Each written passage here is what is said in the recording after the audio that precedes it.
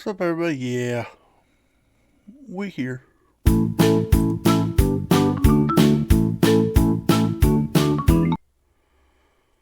What's up, everybody? Welcome back to Beyond Clicking Clips. This is a podcast of me telling my life experiences, life stories, um, something that may be familiar to y'all. I don't know, but something for you to listen to while you work, clean your room, clean the house, driving. Only 20 minutes, about around 20 minutes is all I do. And something for you to laugh at, enjoy, maybe smirk a little bit, or call me a weird name. I don't know. One or the other. Hopefully, I get some kind of reaction out of you.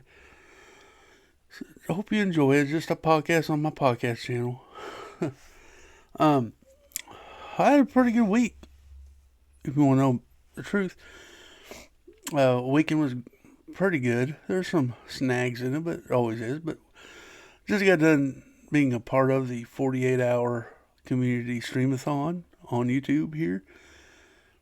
Was able to raise some money for some kiddos that are in the hospital or in the hospice, and was able to maybe buy them some Lego sets to build and to enjoy while they're going through what they're going through. And out of the whole 48 hours community, we raised a pretty good chunk of cash to do that. So that was a pretty good weekend, I'd say. Other than that, I didn't do a lot. Just hung around on the streams. But yeah, that was a good time. But today I just, we're getting into, in my mind, probably not, but we're kind of getting out of winterish and getting ready to turn into springish. And spring is one of my favorite times of the year. Fall and spring are my favorite times of the year. Winter's too dang gum cold, and summer's too dang hot. Fall and spring are about the perfect. I wish it was spring all year round. 70, 75 degrees.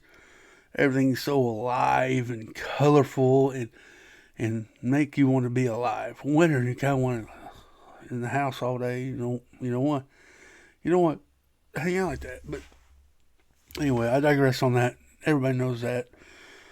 I remember when I was a kid. This is going to be a life experience, man. A story. I'd say I was maybe 11, 12 years old.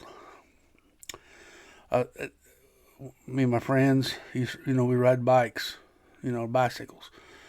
We didn't get to stay home and play on our phones or a game. We had to go outside and play. Which is the time I was raised. So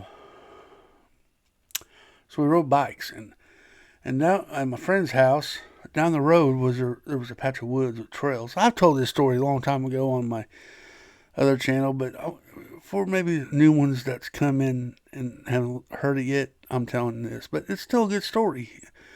You still get a kick out of it, hopefully. But anyway, down the road there was a patch of woods, and we made there was trails. People rode bikes, dirt bikes, and stuff. There's trails all over.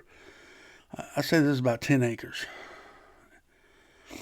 and there's trails all over it. And so one day, me and my friends decided, let's go for a bike ride. So we get on our mountain bikes. That was the thing back then. We had mountain bikes, and you had 10 speeds.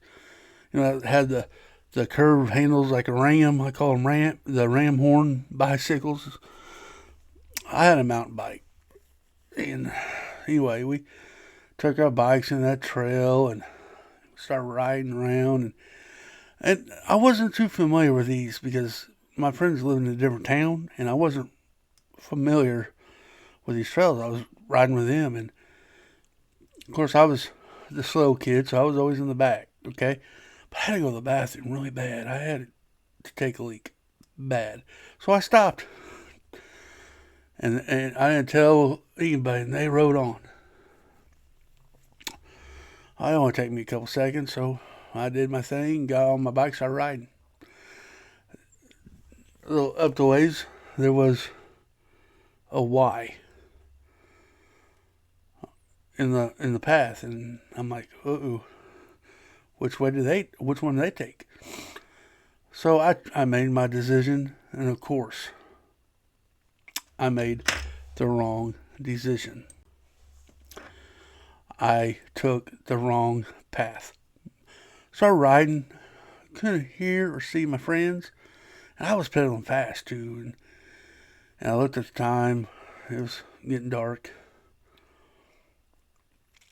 and I like, what am I going to do?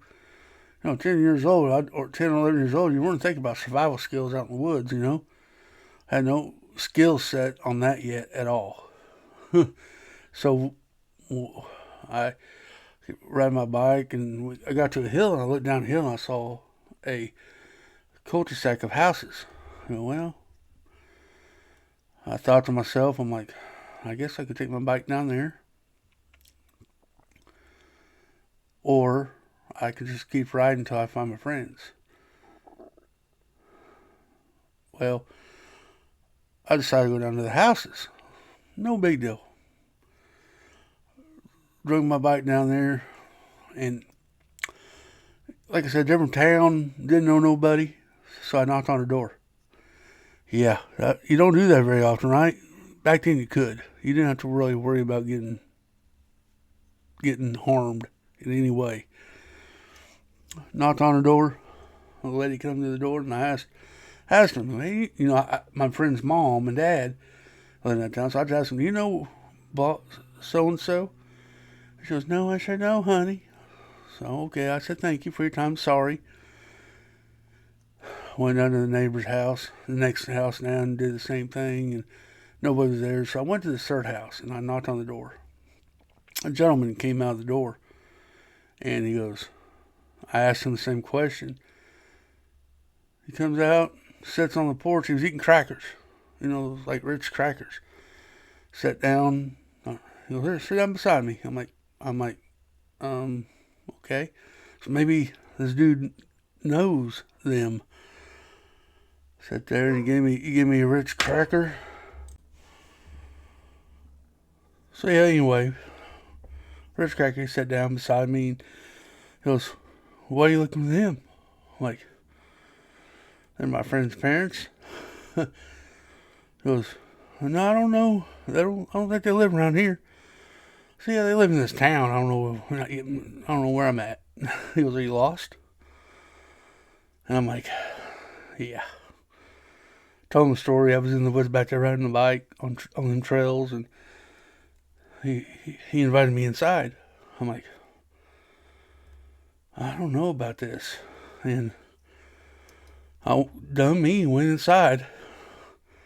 Set me at the table. His wife and his daughters were there, and it was, I don't know, around noon.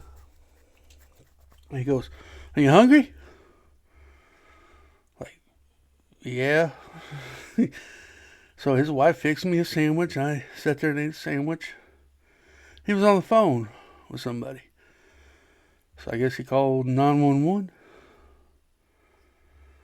Here comes a police car pulling up in the driveway. Like, crap, I'm in trouble.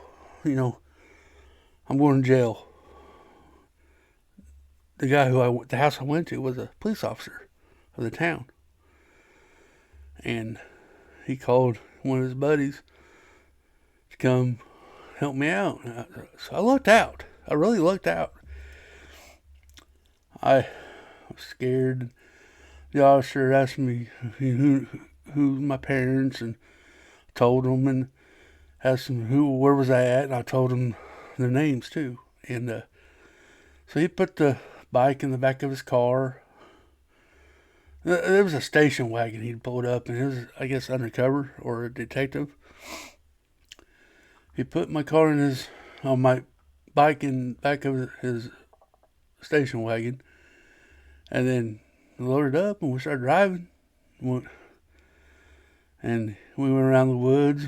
And I guess my friends noticed that I wasn't there, so they rode their bikes back home, and told told them that we lost me.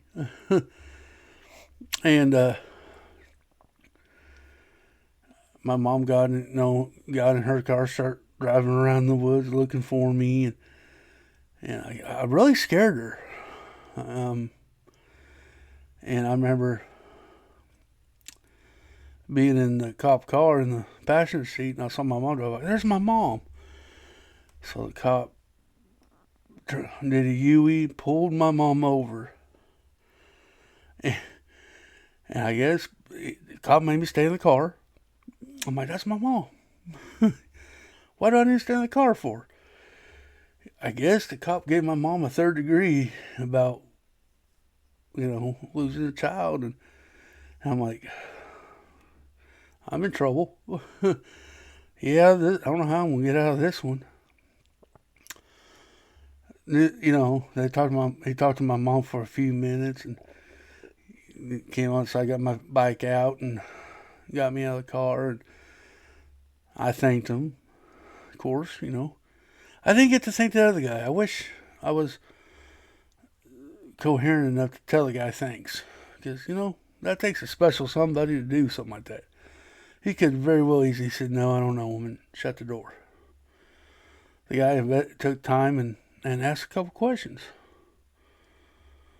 And found out that there was a problem, and he fixed it. And, I wish I could go back and thank the guy, because I didn't then. But anyway, got in the car, in my mom's car, and I was real quiet.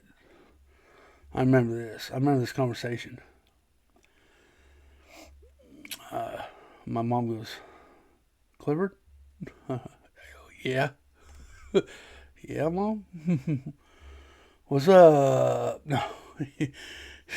She goes, what happened? I said, I had to go to the bathroom. I couldn't hold it anymore, so I stopped and went to the bathroom, and and they wrote on. Did you say something? I said, no, I didn't I thought I'd be done and catch up to them. She goes, you scared me. I said, well, I was scared too. I told her what happened. I went to this guy's house, and he gave me a sandwich. You don't have to feed me, Mama. She goes, you're lucky that was a police officer. You could have went to the wrong house, and he could have been a bad person. I said, yeah, I know. Well, I just said that, But, I didn't think about that at the time, When I was growing up, I think everything was good. Everybody was a good person, Everybody I came across was a good person. There was no bad people out there. That was my mental state growing up. That there was nobody bad out there. It was all good people.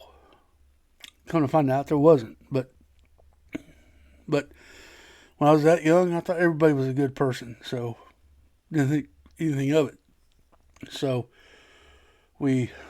But anyway, we went back to my parents' friend's house and got out of the car. And my friends are all on the porch just looking at me like, what happened? So I go to the bathroom. I didn't say nothing. So I saw you up there on the hill. I was waiting on you. I said, why didn't you yell at me? I just thought you saw me. You just went on the other way. So I just went on because and then this is where we kind of like golly moment. He said, the trail would have met back up if you went further ahead when met you there.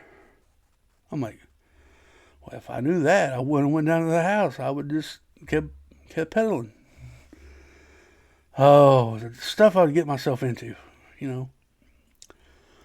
I was lucky. I know. Like I said, I wish I could go back and tell the guy thank you and his wife for fixing me a sandwich. And his daughter was even there to keep me company. And she was older than me. I mean, she had to have been, 17 years old, But they sat there and they talked to me, asked me questions, who my parents was and all that stuff. And got real lucky. It was a good person that I came to the house. And I'm glad that he took the time to stop and ask me a question. I think I would have found my way home, but when you're 11 years old and a different surrounding that you're not used to, it was kind of daunting. So I got lucky. one of my times in my life that luck was in my favor. And on to believe not every police officer is a bad police officer. You know, this one was a good one. He took time and found my way home. I wish they were all like that. I know this day and age, right now, they're all getting a bad eye. You know, but there's still some good ones out there, guys. Don't lose faith yet or hope. You know, I know there's some bad apples out there, but not everyone's a bad apple. But I digress. But made it home, going home, and I asked my mom when we were going to the house. I said, "Am I in trouble? I feel like I'm in trouble." And she goes, "No. I'm just happy that you're okay, and I was scared, and that's all." So you gonna tell Dad? He goes, why would I tell Dad? She goes, "I think he'd get me. I don't want to get in trouble." Mom goes, "You're not gonna get in trouble." But I think it scared Mom too. And of course, and you know, me being a father now, if something like that would happen to my daughter, yeah, I'd probably be a little scared myself. I'd be like, ugh, you know, my stomach would be in my throat, worried. Yeah, I think I would. So I can understand it. But guys, that was my story about being lost. Lost in the woods. Yes, me. Hope you enjoyed this little podcast. I'm going to leave this with you. Hope you enjoyed it. Guys, like I say in every one of my podcasts, be somebody's light and somebody's darkest cloud. Somebody could be having a bad day. Hello from you or a hi, how are you? Might bring them out of their darkest part of the day. Bringing some light in their day. Hey, somebody actually took time out of their day to say hello to me. That can make them feel a whole lot better. Make the day a whole lot better. So be somebody's light and somebody's darkest cloud. You know, do unto others that you want done yourself. Be good to one another. We have a lot of bad in the world. We can do some good. Guys, until the next one, bye-bye.